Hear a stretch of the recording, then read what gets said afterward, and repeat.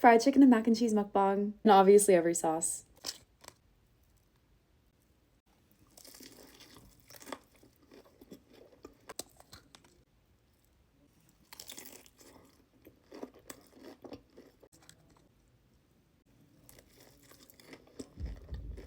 This is honey mustard. This is barbecue. I think this is their comeback sauce. This one must be their ranch.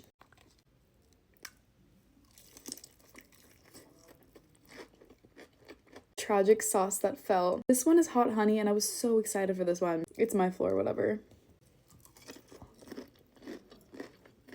This is the best sauce too.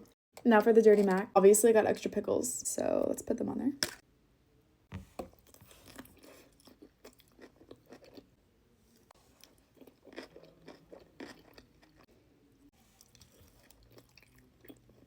Tumble 22 makes one of the best mac and cheeses. So does anyone know how to get hot honey out of the carpet?